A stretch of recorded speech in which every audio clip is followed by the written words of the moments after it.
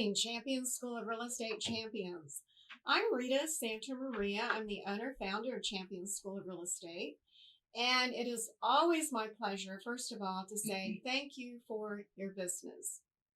And also to do a little hello to our Plano campus, our Fort Worth campus, our Austin campus, which is our newest building, and San Antonio, our 3 campuses in Houston, as well as live broadcast. They are watching today. And we have Facebook Live going. So everyone that tuned in today, you are in for an amazing 1 hour with whom I'm going to call the creme de la creme for Houston and Austin. I am so absolutely proud of both of these ladies. They got their license with Champions School of Real Estate. I think, Monica, you were 17 years ago. 2002. 2002. So, yeah, that's about right. And Diane was about 20 years ago. Mm-hmm. And when I say creme de la creme, Monica is, over these years, she's been in the 1% of the real estate agents in the Austin area. And I think it's called the Elite. Yes, I've been Elite 25. Elite 25. Mm-hmm. And she is with Compass Real Estate, or Compass Realty. It's Which one Compass. Is Compass. But often you say real estate afterwards, so they know it's not the bank.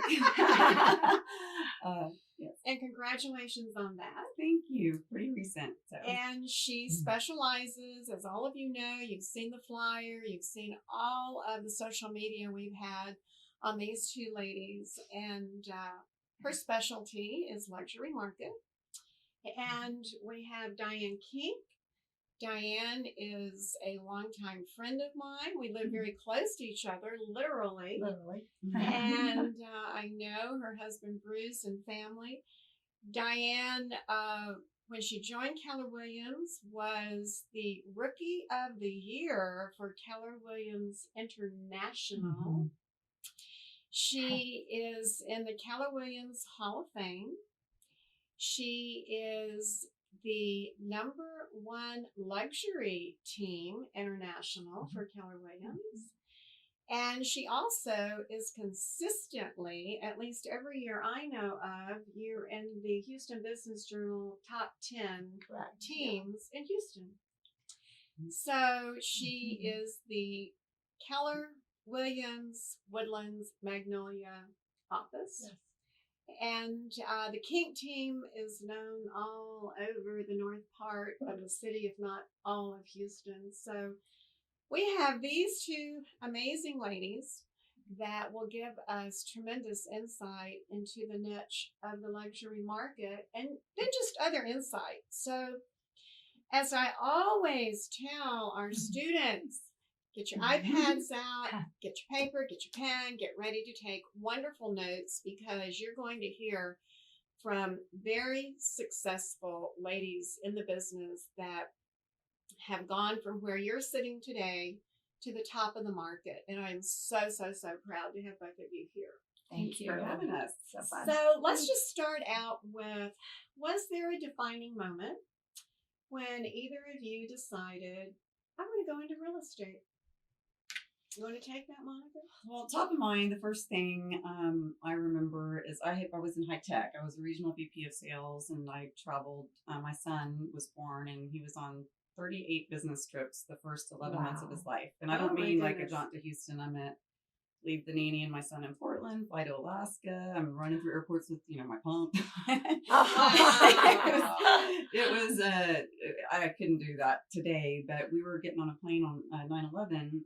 And of course it was canceled, and he was going to eventually turn 2. And I just realized this traveling was not, I couldn't sustain it. And fortunately I got a severance package from the company, and I decided, well, I'm going to do something where I don't have to travel. And my dad's an architect, and I always looked at homes as a hobby anyway, and I've always loved interior decoration and all that. And so I went and got my license at Champions, and the rest is history. And the rest is history. Awesome. when you talk about being a mom and going into real estate, I think this is the epitome of a woman that took care of a small baby through airports while you are doing business. That's pretty impressive. Yeah, Wow. it was. So real estate was a piece of cake after that, right? It's different, but it's been very satisfying and all work. So Diane, did you have a defining moment? I did. After I graduated from Purdue and moved to LA and worked in commercial construction actually for 10 years, married. Oh my goodness. What did you do in commercial construction? I sold some really boring stuff like the ceiling that's in here. Oh. And then I got into the architectural department of my distributor that I worked for and got to specify sales to architects, interior design firms. And so I was doing a lot of presentations and long-term sale because the big buildings would be up 2-3 years later. But I really enjoyed it. And it was mostly men in the business. So I was a singled out woman. But my parents had a real estate company that they started when I was 16. And it was always in the back of my head that I might want to do that. Although I hated when they had dinner and would only talk about real estate. And so I got that lecture from them when my husband joined me. But there was a defining moment when we left LA and we met and we came to Houston to work for Continental Airlines for my husband. And I took a few years off when my kids were little. And it drove me nuts because I'm not a stay-home mom very easily. And we were financially not where we needed to be and really had some catch up to do. And I said, when Mackenzie gets on the school bus, I'm getting my license. It's time. And it scared my husband because he knew he'd lose me, which he did. I worked 7 days a week, a long time, but so worth it. But that was my defining moment. Like, okay, now I'm doing it. I'm jumping in. And it was a full-time endeavor from there on. And now your son Parker is in real estate. Yes. Yeah. So we got a triple legacy going. Exactly. Yeah. So starting out in the business, because we have, I want to say, hundreds of students looking right now that are starting out in the business. And what, if you think back to how you started, for both of you, what were just one or two basic tasks that you would tell our customers, students, that they need to do starting out that will sort of get them started in the business? What comes to mind in that regard? I believe that getting your database together, we all know so many people, and it could be the person who bags your groceries. It could be just about anybody. And I started doing a lot of training at the beginning and was fortunate to do the Buffini style of referral, based lead generation. And that's always been my biggest lead generation source. And that's, I think, the most comfortable and long withstanding source of lead generation. And so just to really, really nurture your garden, that's always going to be what you have most control of anyway. And it's the most fun. So just get that database together and make it fun. It doesn't have to be like you're begging people. Call them, just network, get together. Well, let me ask you about that. So when Monica's talking about getting your database together, and she said your garden, people that you know, friends, loved ones, and people that eventually will send you business, how did you approach them? Did you do it with direct mail, a handwritten note? Did you do it verbally? Do you think back to how you initially, because people are very nervous about reaching out and being rejected.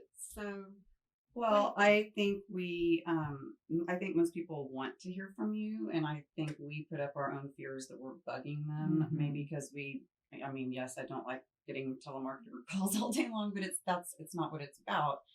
Call them, and there's the family, occupation, recreation, dreams. There's so many things that you can talk about, and just go to lunch. And usually, if you even ask someone else for help, they want to help you. And so, I think another thing, which was a premise of Buffini, is to give to people, whether it's information or gifts or just your time. The time of a handwritten note. I was, especially at the beginning, was diligent about 5 to 7 handwritten notes every single day. And it felt so good doing it. And I think just that time that you're giving, and then if you ask, you'll receive. So I think we just put up a lot of walls and fears when people, especially those we know, want to connect with you.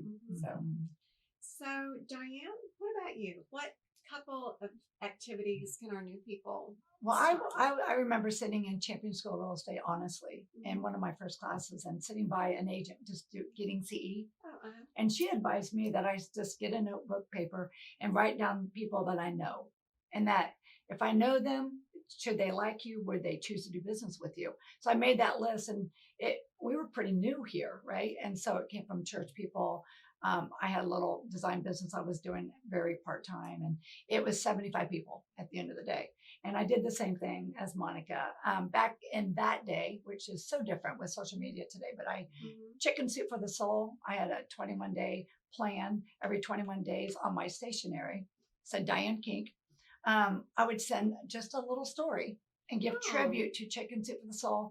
I would have men call me and say, that brought a tear in my eye. So it was about family, children, dogs, babies, it was kind of everything. And it sounds so old fashioned, but it may not be bad to do something traditional like that, where you're just connecting.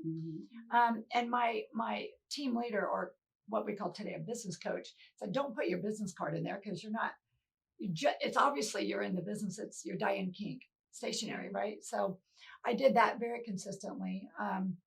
But then the really thing for me was to decide, if I'm going to get in this business, I'm going to do it full time.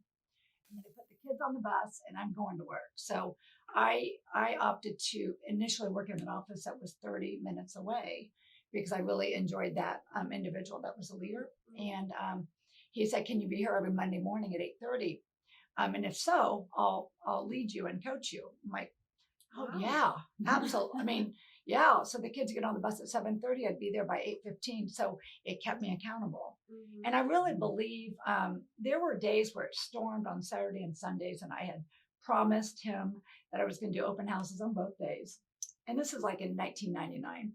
And one time I had the excuse that it rained and I didn't do them. And I went to the top producer in the office because I didn't have listings. And she thought I was crazy, because every weekend I wanted to do open houses. But that's how I grew my business, is open houses. And I also just held me accountable, just to sit with him and realize, okay, now this is what I have to do this week. So I think that really pushed me into that Rookie of the Nation my first year, wasn't my goal, but I love it, because the fear that new people have is, I don't have much money. I'm going into this, my income stream has stopped. So the fact that, first of all, you didn't give yourself an excuse not to go to work every day. You put the kids on the bus and there you went. Yeah. So I think having a mentor, having a coach is really helpful. I think sometimes it's the office managers that do that in many offices, or the trainers that do it. But handwritten notes, we know they work.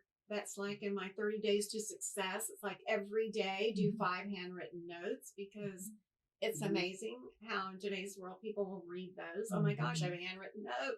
It's not a text or an email. So that doesn't cost any money. The thing that you brought up, Diane, open houses. Do you still sit on open houses? And what do you think about open houses? I have an amazing team. I don't myself often sit in open houses. However, sometimes I do, because I just enjoy it. Because I actually enjoy meeting new people every day. And I enjoy broker opens because I enjoy other agents. I think it's a really key to our business to be friends with the other agents and to get to know them. And I think it's just, you want them to want to work with you. So I enjoy the broker opens. But open houses, we do them on our listings. Luxury, it's a little hard in our market because a lot of ours are behind the gates. But we still push open houses, and it's a great way to grow a database and meet people. I would not approach them hard. I'd be very soft. I used to go with my laptop and just give information. Good. I would invite the neighborhood, come see the listing in your neighborhood. Choose your new neighbor, and it just made it kind of comfortable, not intimidating. And I didn't pounce on them, and they eventually they would open up and talk. And how do you feel about open houses, Monica? Do you do that? Do you have a team? I need to ask you, do you have a team, or is it Monica? So I right now have an amazing, fairly new director of operations. He's an assistant, but with a lot Okay. more of a skill set that so now I'm going to be growing my team again. Okay. I've had a team up to 7 people before. The past 2 to 3 years, I've just had an assistant. It's been a lot. I mean, you must have an assistant as soon as you can get one, or you are an assistant. And we all have our talents. She said a really good thing. If you don't find an assistant, you are an assistant.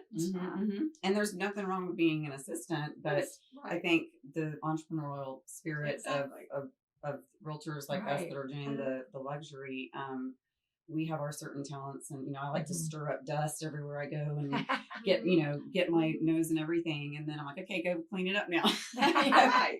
Go figure this out. So I have now somebody who's really, I think, like 2+ people, and the intent, and one of the reasons I recently moved to Compass is to build up a team again. So I think that team's always better than one. It's amazing how that can work. It's not like if you bring the first person on, it's not like, well, now there are 2 of you. It's actually that term we used many years ago, synergy. It's more like 3 or 4 people happen. And you're right. The reason I said and repeated what you said about if you don't have an assistant, you are an assistant, meaning you 2 are the ones out there meeting and greeting your wonderful program that you have to bring forward to sellers and buyers with your materials, and you obviously love being in front of people. But then if you don't have an assistant, you have to go home at the end of the day and do hours and hours and hours of work, paperwork. They're totally different personalities too. And I'm sure a lot of people have heard, well, there are a lot of personality tests, but the DISC test, I'm a DI. I can do the detail. In fact, I'm super detailed, but I just will drown myself in it. Yeah. And your time is more worthwhile out generating dust, as you said. Negotiating and having the hard conversations with the listings and the pricing, and just kind of knowing the big picture. Right. Yeah. And yet starting out as a new person, it's honestly a good thing at the get-go that you are your assistant, because you have to learn contracts, you have to learn listings, how to fill them out, how to do it the right way. So now we come these years forward. How did each of you stay in touch with your buyers and sellers, your client base, your centers of influence? What do you do in today's world? How often do you get in touch with them? Can you share that with us? With current buyers and sellers or past? Because we have a team, we have listing specialists that run our listing programs, inside. So they weekly are communicating with our sellers. And a lot of times, especially in luxury, our market is different than yours, Monica, where it's just slow. Days on market could be 3 years, could be 5 years over 3 million, actually. So just to call and say, here's someone had a price reduction, or there's a new listing and there's not a whole lot to report, just to hear from us is important. And then they let me know if, hey, Diane, they need a Diane call. I touch base and we'll just talk to them as I see a market change and things. But I think it's important just to stay in touch. Past clients, and as we've been in business, 20 plus years now, we've got a lot of past clients. So we do a monthly newsletter that gives them information instead of a lot of recipes or fluff. And I'm not saying those are bad, but I think that people want information about the market. So we have 2 market updates that we send, depending on if they were, $1 million and below or $1 million and above. So they're getting those market stats, and then a little information about the community and what's new, what's going on. And we do a little blurb about someone on the Kink team as well, so they get to know the team members and get a trust level. So it's all valuable information that someone would want to read, and they're getting it pretty often. Right. How many days on market are your properties over, like, $1 million or $2 million or $3 million in Austin? I know our Austin market is really very robust, and it is. Well, it just depends on the area, and Central, a $2 to $3 million price tag is pretty common, very common. It's there are other areas of town, 1 to 2 million. They can barely stay on the market. The average overall citywide is somewhere in the 47 to 48 days, but that's just the average. I think we have a lot of buyers coming in, and if a home's priced right in most price ranges, we've got a lot of the Bay Area and people coming in looking for, well, I wouldn't say a lot, but more than usual, looking at $10-20 million properties. So it's, tough to say, give an exact time for luxury. It just depends on the exact band we're talking about in the area. House, the location, is it waterfront? Is it waterfront? That's a big deal. Yeah. So how often do you stay in touch with your current listings and past clients? So current listings, try to have a conversation at least once a week. And I always ask them during the listing appointment, how do you prefer to be contacted? Do you want email, text, phone call from me? Right. And, it's not a perfect world. Of course, we're always putting out fires and it's exciting all the time. But, I really try to stick with the once a week and have those tough conversations and tell people what they need to hear, not what they want to hear. And hopefully have good news and information as well. And then just for general sphere of influence, I really just sprinkle a little bit everywhere.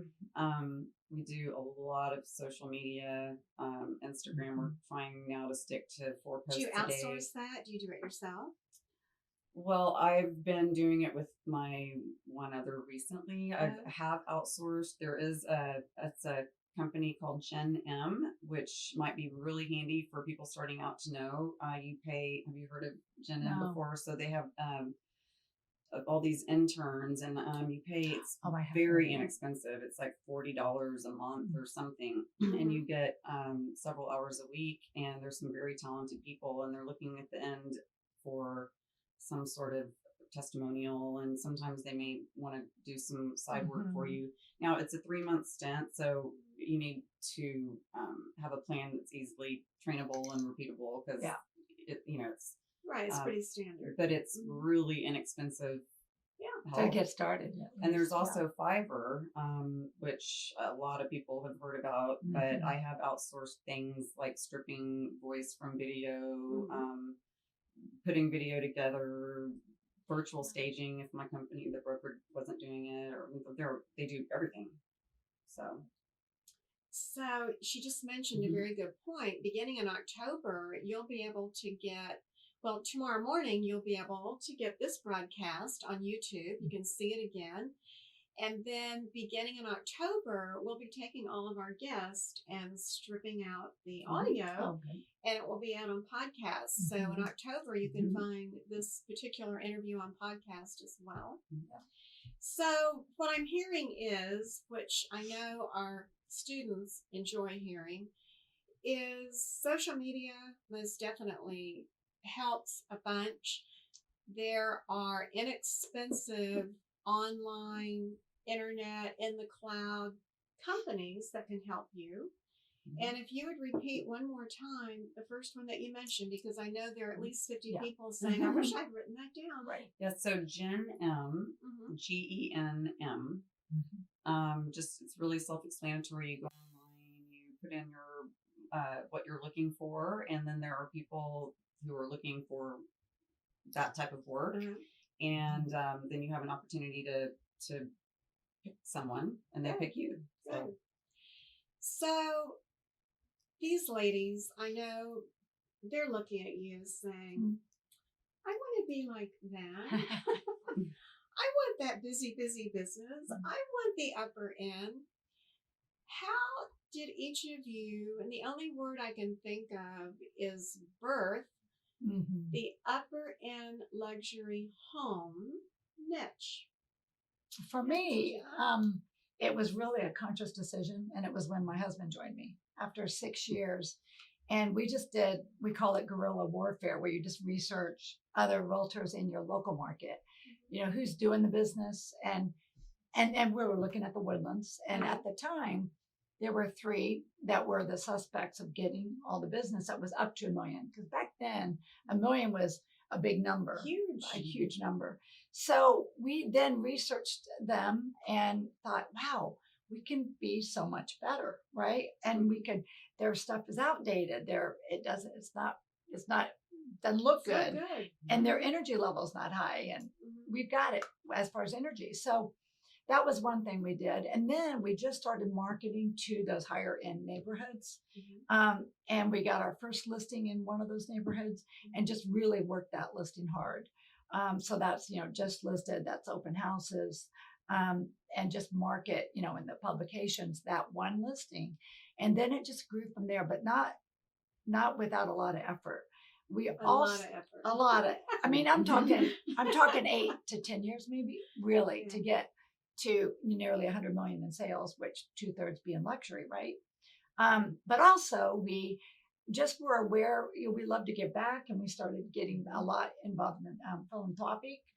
So we were around people with money in the same social environments, and you're going to spend your time doing that, likely, if you make that decision. So we deliberately decided, because they all want your money and they all want you to be part of it, but we decided where our heart was, and what personal things, maybe with family members and things. So we started really getting a lot involved in that. And then lastly, we chose to buy a lot in a gated country club neighborhood way back in 2006, with eventually to build on this lot and become a country club member. Now, it sounds so daunting to all of you, maybe. That sounds so expensive, but we inched our way into that. I mean, we didn't build till 2014 or 15. So we owned the lot for many years because we just weren't ready. But we were setting those seeds, knowing that we want to get into higher price points. We want to do more luxury. It was really almost like a goal. And here's the lot. And now when we're ready, we'll be able to build and move in there. So you never know what also, intentional. Doesn't happen without intention, I don't think. And that's the main thing. And I think that perception is reality. So you may not have done one luxury sale, but you say, I want to be a luxury realtor. So I'm your luxury realtor. I remember a study, somebody told me it was a farming experiment where they had a fictional person who farmed very consistently saying, I'm the neighborhood expert. I'm the neighborhood expert. And then they did a poll, and this person didn't even exist. And that was the neighborhood expert. So I think if you just know you dress the part, I'm not saying, you have to be hoity-toity, but when you go to the store, don't be with no makeup and your hair in a ponytail looking like you just rolled out of bed. I mean, it's nothing wrong with that, but if you want to be the luxury realtor in your area, you want to look and act the part. I do think that charity is a huge thing. When I wasn't traveling so much, I finally said, yes, I can really give back to the community. And I just called a charity, Any Baby Can, many years ago and said, hey, I want to do a fundraising event for y'all. And it turned out to be one of their largest of the year, if not the largest each year. And we did it for 5 years. It was a whole series it was a whole production. I read an article about that. You were in the Austin, is it called Austin Top Producer Magazine? It was, Yeah. And there were so many charities that you were involved in. And it really got my attention because I see, because I know Diane and I live in the north part of Houston, I see how involved Diane is and gives back, and volunteer is time, but oh my goodness, your clients love it, and they see that you're actively involved in the neighborhood, if not the city, the town, the community. So it's obviously great for networking, but it's just giving back is the ultimate achievement, I think. And it's not that you have to give money, it's just give your time. Give your heart, give your energy. I was a ballerina, so I did the Ballet Austin Guild. You can go do the Austin Symphony and just get really involved. And my son, we did Young Men's Service. I'm like, okay, she's a ballerina. And a pianist. I was a fine arts major. And you were in the Olympics, I'm sure. No, you weren't. Well, gee, you could. I know. It could be my future. That was great information. Awesome. Giving back is so very important. And again, we just tell brand new people, be there. You don't have a lot of money, but you have a lot of time. Volunteer, 4th of July parade, Christmas, Mhm. Thanksgiving activities, anything that you can do, passing out flyers at the Mhm. Heart Ball or whatever is there that you can be Yeah. front and center, Mhm. giving your time, Being present, so being right? present. Yeah. Yeah. So it looks like that everything has just gone so smoothly in the lives of these two ladies. So I'm going to change the direction for a minute. Is there a closing, a transaction that you had that was really difficult that you might just say No. say to our group, everything's not always roses. And most definitely, we know real estate is hard work. It is commitment. Is there a transaction that might come to mind you could share? I'm thinking about probably 5 or 10, but one or two that stands out, and the one was horrific. Getting to the end, the seller didn't want to sell, so seller's remorse. And in Texas, the seller doesn't have an opportunity to change their mind once we get past the option period, right? And it's trudging forward. Right. I couldn't get him to move out of the house. And this was an expensive home even. And it was a noted person in our area as well that had some notoriety. And so I was handling it with kid gloves because of that. But then the Kink team had the buyer as well, one of our buyer agents. And it got really challenging where the police were called. And when finally he got out and the family got out, he had taken the speakers from the media room that were in the ceiling. Mm-hmm. And just did some rotten stuff. And that was tough because we represented both sides. And I felt bad for the buyer, but also I felt bad for the seller, quite honestly, because why did they change it? Why did they choose to sell and then change their mind? And then I couldn't fix it for them. Right. I always like to fix things and make people happy.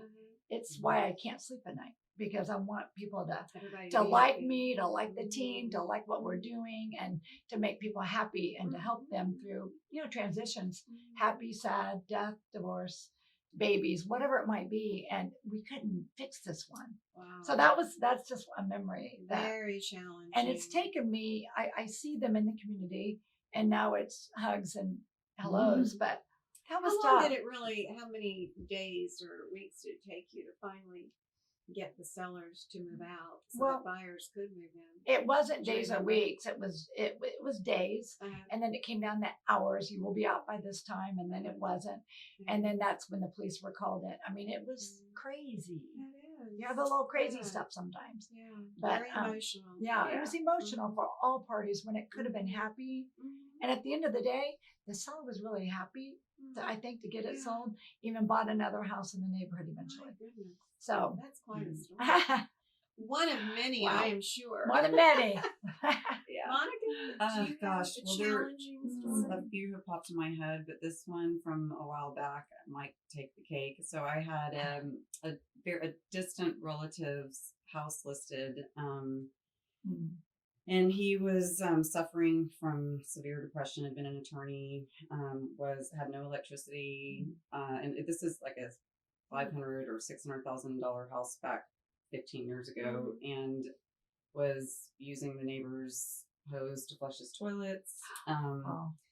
And so I had a realtor tour. He really, really, really needed to sell. And I had a realtor tour, and he called me and said, "Hey, Monica, what time do you think you're going to wrap up the realtor tour?" And I said, "Oh, probably noon. We'll be out of here." And next morning I get a call from, it's been a while. It's going to make me tear up. I get a call from an agent who said, "Monica, there's a crime scene around your listing. There's yellow tape, and you might want to change it in the MLS." And I said, "Excuse me?" And then I get a phone call from a family member, and they said that right after we left, he'd gone in the garage and basically killed himself in the car. And there was apparently blood on a window. Well, it turned out that he had accidentally slammed a cat's tail in there, and maybe that's what put him over the edge. But he was obviously planning it, and so it was a crime scene. He was an attorney, did not have a will, and so it went into a probate situation. So I was dealing with family, and then with buyers who were screaming at me for a year and a half because it was a complicated mess, and they were so mad they weren't in there. They eventually bought it, but it was very unpleasant for about a year and a half. And it was very early in my real estate career. So you learned so many things about wills and trust and intestate and patience and sadness and sleepless nights. Yeah, and it's always something new. I mean, I still have transactions. There are just so many things, intricacies, but that's what makes it interesting and it does. At the end of the day, it's never the same. Because people are so different, the personality. Sometimes you don't know what the inside is, what the outside performance is of the person when you start to work with them. You do. It's interesting. And all the reasons why people sell in the first place. And you don't if really they tell you the truth. know that. Right. You're not just realtors, you're a psychiatrist, a super scooper, therapist, a maid, dog walker, and a babysitter. Super picker upper. I mean, seriously, we do it all. Everything. So, does a transaction come to mind that was like the easiest thing ever, where you're like, how did I get so lucky? This was just so easy, and man, I really do deserve this. They come around. They do. And one that was just so easy. You're wondering, how did that happen? Just by going on the market and selling the first day in a market that doesn't sell in one day, and the seller going, wait, that was way easy. And I want to explain to them, but you have no idea what I've been through with 5 others. But it's a blessing. And I said, well, we just did everything right. We prepped it, we painted, we did the updates, we groomed, staged, and we priced it right. And thank you for listening to me, and that's this what story I is so common. And I want you all to be aware of it when it happens to you. You do exactly what Diane said. You list it right. The seller's painted. It has great appeal. Mainly the price is right. So then you get a buyer and then they say, oh, you must have priced it too low. It's going to happen. It will. No. And I love how you said, no, you listened to me. Thank you for that happening. Right. Do you have an experience, Monica? The one I think of, it's a neighborhood, a really very exclusive, nice golf neighborhood in Austin. And I had a beautiful listing. The couple was the most collaborative, teamwork, kind of very professional but understanding, and we would just meet and have a glass of wine and just talk. It wasn't the easiest sale. In fact, to this day in the MLS, it was the highest dollar a square foot in the area. In fact, we were trying to get it appraised, and I couldn't even get appraisers to come out because they're like, we'll give you this. It's not going to be anything more than that. And I finally found an appraiser with a brain and open mind, and we sold, we sold where it was like close to 5 million or 4.75. But it was just such when you can listen to each other and really communicate. It doesn't have to be an ugly thing. I mean, you can't control the other person's personality, but this just happened to be a lovely couple, a beautiful home, and good communication. And they really would do what I suggested, and vice versa. We just powwowed, made it a team. That's fun. So when you get a call from a median price buyer, do you work those as well? Medium price? Absolutely.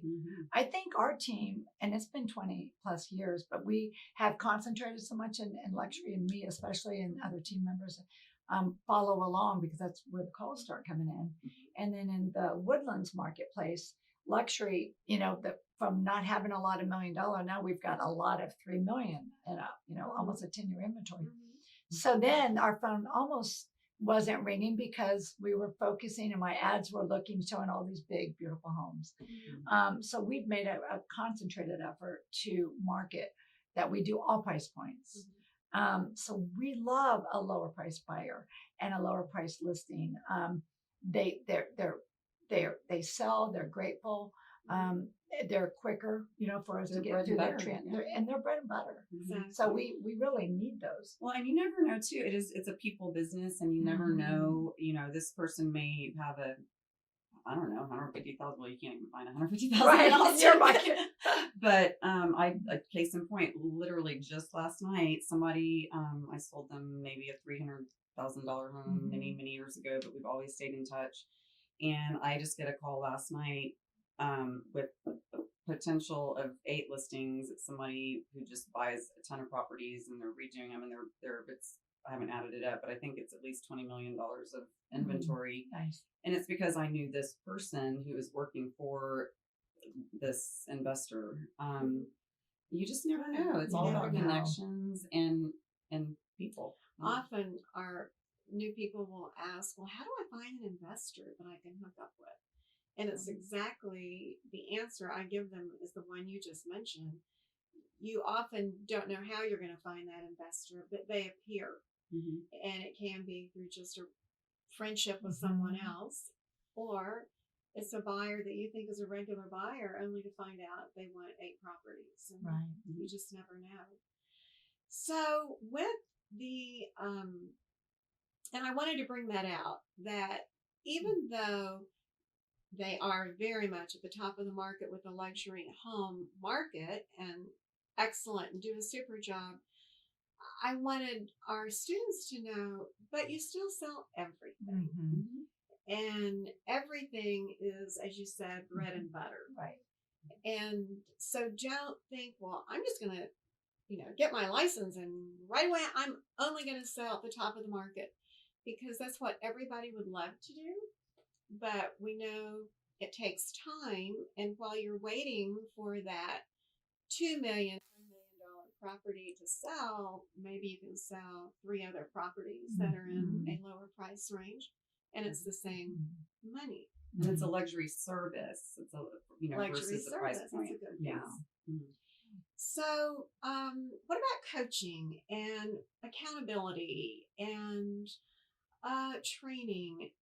Do both of you have a coach? Do you still go to seminars? Do you have a personal accountability coach? Let's talk about coaching a little bit. Diane? I've always had some type of a coach, and today I'm still coaching weekly, and I had 2 coaches as of recent, and it was just too much time and too much involvement. So I've narrowed it down to 1, and it is the through Keller Williams, and it's a Mega Agent Productivity, the MAPS coaching program. And you get with a coach that is at the level to help you with whatever production you're at with the Keller Williams coaching. And so they talk the same language. They understand our tools. So I find it easy. Over the years, I've done Brian Buffini coaching. And I've always been about doing business by referral. And I don't do a lot of that cold marketing that some of the coaching might teach somebody. It's all about the database and the referral and past referral and networking. I go to several seminars a year. Next month, I'll be going to, used to be called Lori Mormore's, in the Luxury Institute. And I haven't been in a couple of years, but I love going because I enjoy the other luxury agents around the nation, sometimes around the globe, that aren't just Keller Williams. And we have some friendships. It's just going to be nice. It's in Boca next month. I'm part of Gary Keller Mastermind and have been for 18 years. So we meet quarterly. And as big as it seems like we are here locally, I sit in a room with about 150 agents, such as huge businesses. And so I learned so much from just being around Gary for a full day and a half is lots of energy, such lots of good stuff. Visionary. Yeah. And then the Keller Williams events that we go to where we learn a lot. That's pretty much where we spend our time. Yeah, I'm a huge proponent of education. I mean, knowledge is power, and there's the world changes so quickly. It's not, you can never get enough. So I've done, when I first started, I did the Feeney style coaching. I was doing Tom Ferry, had a really, really awesome coach. Right this second, I'm not. I had a lot of personal things going on last year, good and bad, that as much as I wanted to do, I was kind of in an emergency mode, but I am reconsidering. I think that having somebody hold you accountable and take that time to goal set and prioritize and know that you've got to answer to that person the next week. Now, coaching can be expensive, but you can go to classes all over. I go Tom Ferry, Buffini, I'll watch things. Luxury real estate. There's So so much many opportunities right now. Yeah. I mean, as you said, watch things. There are great things that, for example, come in just on Inman Connect. I read it every morning. Inman Connect has so much great information to keep you current. Forbes.com, information to keep you current. And all you need to do is just say, yes, I subscribe. So And just study your market. And if you decide if luxury is your niche, just study it. Look at stats, look at the velocity of home selling, look at, just what the trends are. But for people that are starting out and don't have the liberty to go and hire a coach, I would get an assistant first. Yeah. But, this was a great idea I heard, I think, through coaching. There's a guy, maybe he's in Hawaii, it doesn't matter, but he is relatively new, and he pays somebody $12 an hour to come to his house. I can't remember if it's every morning or if it's like 3 days a week, but it's for hours at a time. And this person's, the only job is to sit at a computer and log what the next step is. And he's it's calling through whatever list he has. It could be your database. It could be a for sale by, whatever list you've chosen. And if he doesn't call X people or a certain amount of time a day, he has to pay $100 to this person. So the fear of losing $100, it forces him to be accountable, and he's paying him $12 an hour for the most important work that you could have. And it's crazy. That's a lead generation. But if you guys did that every morning, even 2 or 3 hours, right? Yes. Every morning, just cut that out from 9 to 11 even. But to have pay someone just a minimal hourly fee, and then if you don't do it, and they're taking notes for you and then telling you about follow-up. Yeah. And I don't even know if minimum wage is 12, but it's a very small amount. For all you need is one success, and you've paid 10 times We've over. had a number of top producers that I've interviewed in the last 2 years, and somehow lead generation moves in. And I just want to tell the ones that are listening today that are wondering about cold calling, I can't get over one of the top agents in San Antonio, Jeff, and he said every Friday I go into my office and I sit down until noon, and that is what I do every Friday. He said, I started doing it as a new agent, and that's how I built my business. And he said, today, years later, I'm at the very top of the market in San Antonio. And he said, I'll tell you, it's one thing. It's those Friday lead generation. I hate to say cold calling because you at least know these people. They would know your name. And so it absolutely, it works. It does work.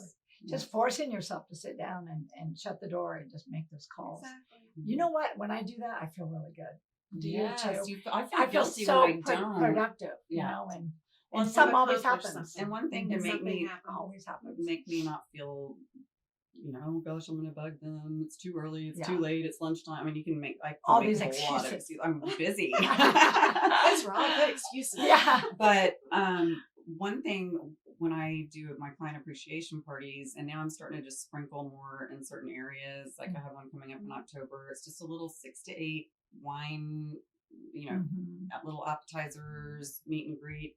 And you hope everybody will come, but it's a great reason for me to call and say, hey, I haven't talked to you in so long. I just want to, and you're serious. You're not just making this up. Sure. I really hope to see you and just reconnect. Please join us. And it's an invitation. And that makes it just really easy. How you doing? How are the kids? It's really relaxed and easy. Good.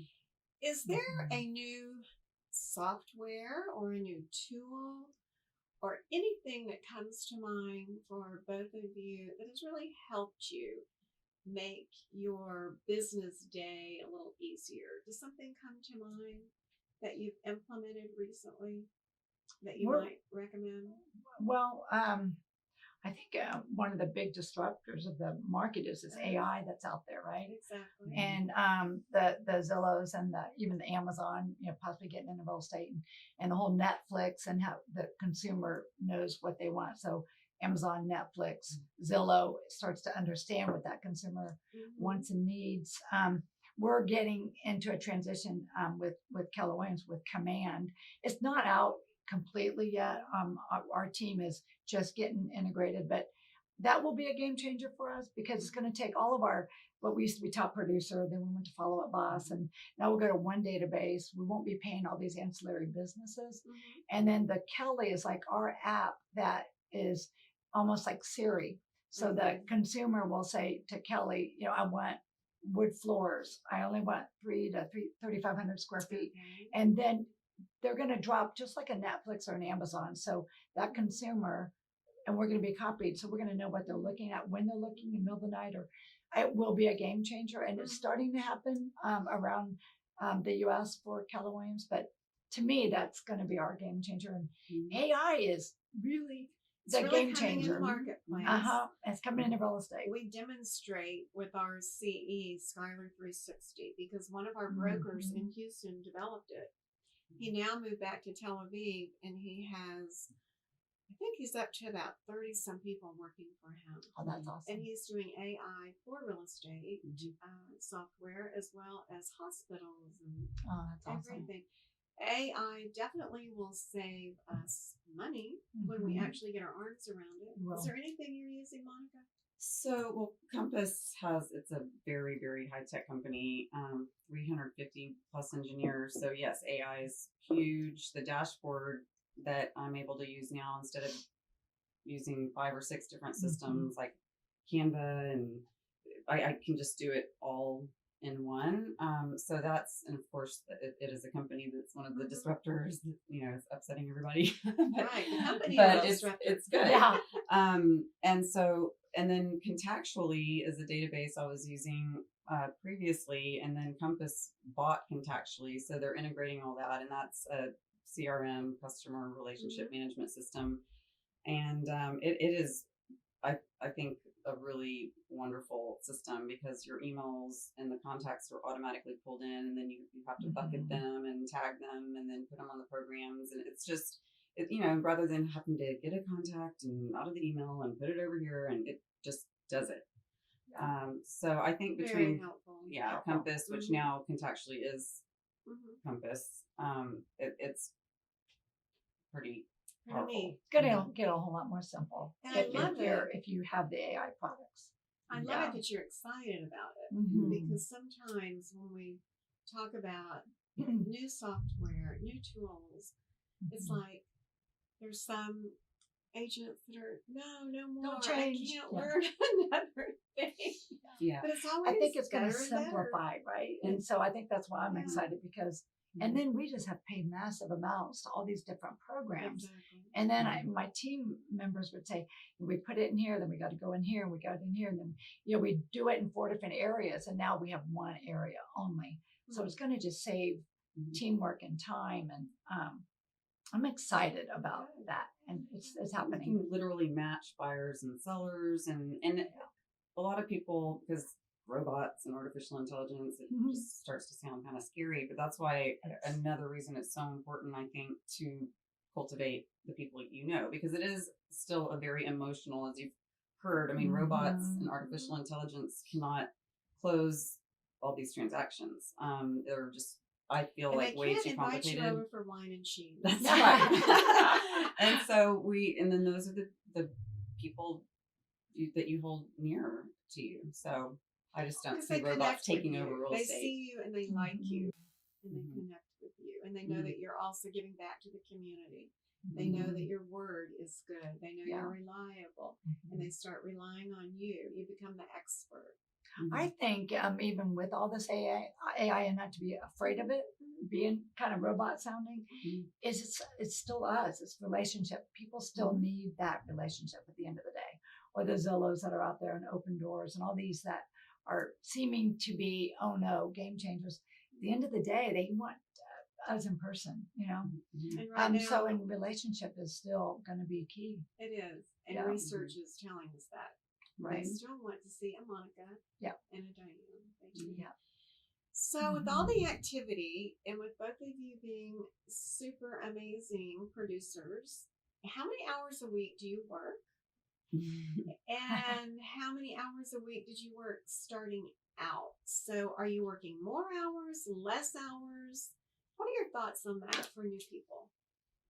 I worked a lot. I work a lot. It was a 7-day a week for me. And it was, and our kids were 5 and 7 initially when I, put them on the bus. And, but I did work 7 days a week and I did have children. And my husband did work probably 70 hours a week at the time for Continental Airlines. But this business allowed me to be home at 3 or 3:30. Right. I would plan my day. So I get them on the bus, go to my training, learn, do business, be home. Then I'd do activities after school. And sometimes I paid for someone to drive them around, as they got older. And then I'd put them to bed, have dinner, go to bed, then go out for a listing appointment, sometimes at 8 o'clock at night. I mean, I just did that. And then worked every weekend, and Bruce and I, we talk about how he didn't like me too much those years. Because, but, I thought, well, I'm improving my life a lot, and then over the years, I think it's the passion that we love about the business. I still work a lot of hours, but for me, having an amazing team, honestly, and have so much trust. I was in Ibiza last week for 8 days. I'll take another trip coming up next month, and I get out a lot now, and I have a lot of faith. But I could be anywhere in the world. Doing business. I still check in. Yeah. Oh, yeah. I still talk to my clients. It's really good to get away because it actually gives you more ideas and allows you to sort of restructure maybe your business plan or add Always. to it. Or if you need an offer on that toughest listing, Just plan a leave trip, town. and the day you leave, you'll get an offer. It is so true, Monica. Yeah. My longtime friend in Florida, every time she visits me, she does business in Palm Beach County. She always gets a sale. That's awesome. So when business is slow, she goes, I'm coming to Houston. Yeah, time management is a very tough thing. I had a hiatus in between when I started and now, where I was still actively licensed, but I was raising my son, and I think it was just God's way of making me slow down, because we're people and you're trying to please everybody all the time, and so it can I don't even know how many hours I work, at least 80. I think it's more like 90, but it just doesn't feel like work, I guess. Go ahead. I'm sorry. It's okay. No, it's just becomes just a way of life. I mean, it's and so you have to enjoy it, but I do think a team's so important, and letting go is an important thing to learn, because I just got back from Thailand with my son. He graduated from high school. I was like, I am going to That's Thailand. awesome. And we, I did check in and I did some work, but nobody died, no deals fell Everything through, went forward, and it all worked out. But team, and to be able to do that, you need at least one extremely agile, talented person. But even more is better. So I think your clients understand you need a break because they know how hard you and I both work, probably, right? And the hours and the dedication. And I think that they understand. Good for you. They're taken care of, by your team. Because everybody knows that keeps the life balance the way it needs to be, and they're happy that you can take off. Definitely. Yeah. Starting out, did you work that many hours, do you think? I've always been a workaholic. I really have been. You enjoy it. That's why you enjoy what you do. It isn't work, really. It's fun. Yeah, it is fun. My goodness, we've had a wonderful time this morning. So I want to leave these ladies with one last question, and that is, what advice would you give to your younger self, knowing what you know today that maybe would have changed something in your career starting out? Is there any advice you would give to your younger self that comes to mind? For me, because I worked so much those first couple of years, and it was hard in my marriage, actually, because he didn't like me too much. And he called it RIDS, Real Estate Induced Divorce Syndrome. I mean, seriously, he had an acronym that. And now he's in real estate. Now he's in real estate, so go figure. Yeah, Bruce. Right. But I worked up to 10 million in production without a full-time assistant. And I had a high schooler that was just a brainiac, ended up going to Rice and getting her MBA, but she was in high school and she worked for me and made my flyers and did some computer work. And that's it for 2 years. Because I did, 5.5 million, then 10 million the second year, was I just didn't get the leverage. So I would definitely, my number would be 3 million in production, just, I don't know, to go get someone even part-time, $20 an hour, $15 an hour, whatever, to leverage.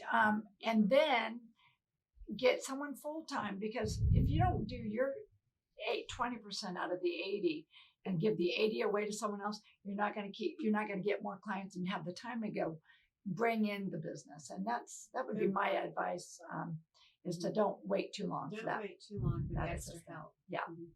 Monica? I would say just keep it simple, stupid. Yeah. Whether it's focusing on just the important things each day,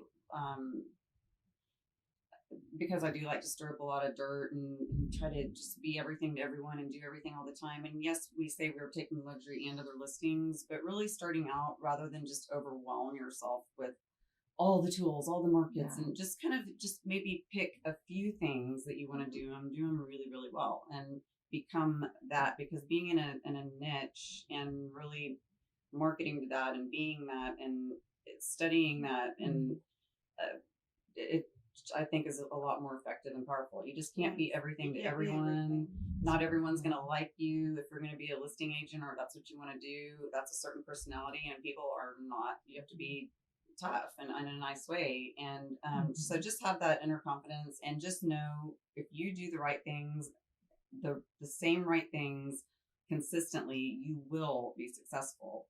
And you just have to keep going. And there are definitely ups and downs. It's, we aren't salaried. That's why I always people. like to bring out the negative, to know you have a difficult situation, that's common. When I took that little break and got back in, I thought, I'm going to be just right back where I was. No, I mean, I think it took about 3 years, both entry points for me to really get my systems in place, get the people to understand, really, I'm really back doing real estate. Really, I'm your luxury expert. Yes, I am. I still am. And then you are. Yeah. So it's a lot of tenacity. And it can be a lonely business too, when you're new. So surrounding yourself, in a company or with mentors sitting in your class right now, make a friend next to you and hold each other accountable. And I just think, I remember actually being kind of lonely and working a lot and then doing the family. And so there's so many people probably sitting around all of you right now, and just make a friend. And I have a feeling they're going to be co-oping between the Woodlands and Austin, back and forth. Yes. What a great morning we've had. I know that you all have just learned a lot. These are wonderful, wonderful pieces of information that you've received from these two very successful ladies. And as you can see, they're just really nice people. And nice people make things happen all the time. Most of the time. We have our successful tendencies of real estate champions. This was from our first year, just actually 2017. We took great nuggets of information and put into our book form. You will love it. You'll get great other wonderful ideas from Successful Tendencies. It's in the front office of each campus, and you can buy it online. We have, frankly, going on next door with live broadcasts, we have a luxury home course being taught by Rosemary Bickford. We also have staging, ABR, senior real estate specialist, all of the designation courses NAR offers. We have those, as well as amazing continuing ed with online as well as classroom and live broadcast delivery. But you all know that because over the years, Champion School of Real Estate has put the delivery methods together based on you, whether it's classroom, live, streaming classroom, or online. We appreciate your business, and we so appreciate having Monica Fabbio here today with Compass in Austin, and having Diane Kink with the Kink team, Keller Williams, the Woodlands Magnolia. You two are awesome.